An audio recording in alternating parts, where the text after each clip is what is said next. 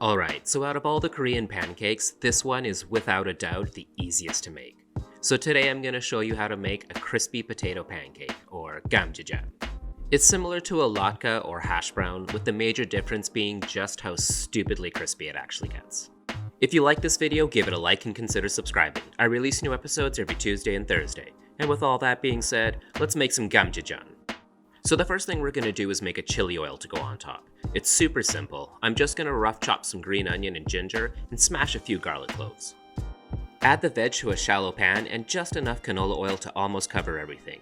Because you don't want things to burn, obviously, we're going to slowly caramelize them on medium heat for around 10 to 15 minutes. Now, just a friendly warning, your house is going to smell amazing during this time.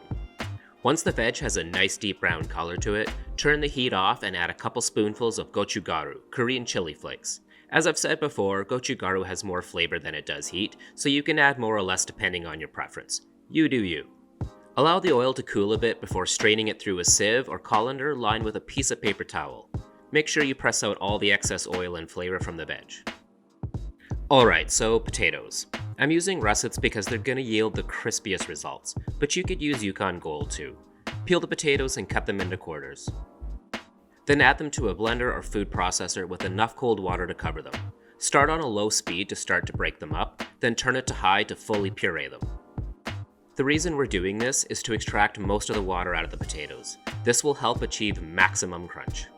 Line a colander or sieve with cheesecloth or a clean kitchen towel and strain the potatoes. Then tie the ends together and squeeze out as much water as you can. The potatoes will have a gritty mashed potato texture to them. Don't throw out the water though.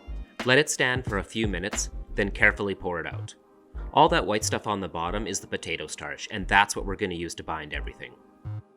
Now in hindsight, I probably should have left a tablespoon or so of the water in the bowl, because the potato pancake ended up drying a bit on top when it was frying. It didn't affect the final results, it just didn't look as pretty on one side. Add the potato puree back to the bowl with the starch and season with kosher salt and white pepper. I'm only using white pepper just so there's no black specks in the pancake. Thoroughly mix everything together to form a dough. Heat a frying pan on medium heat and add a good amount of cooking oil. The pancake will suck up some of the oil, so you want a bit more than you think you need to get a nice crust. Add the mixture to the pan and shape it into a rough pancake, smoothing it out to about ½ an inch thick. Resist the urge to flip or move it. It's basically going to be stuck to the pan until the crust forms. Then it'll just slide around the pan. So just be patient, and when you can move the pancake by giving the pan a shake, it's ready to flip. You can see what I was talking about earlier, how it's a little uneven and cracky on one side. Continue frying until both sides are super crispy and brown, flipping them a couple times in between. Now, the only thing stronger than my love for pickles is my love for eggs. So we're going to poach an egg for on top. Add a teaspoon of vinegar to a pot of water. This is going to help curdle the white and keep it together. Then bring the water to just below a boil. Crack an egg into a ramekin or small bowl. Then stir the water to form a pretty mean cyclone and carefully place the egg in the center. The centrifugal force will shape the egg. Go science! After about 2 minutes, take a spoon and lift the egg out. It should be firm enough to hold its shape, but be super jiggly when lightly touched. Pro tip, shock it in ice water for a few seconds before plating it. It won't make the egg cold, it'll just stop the cooking process and give you a much gooier yolk.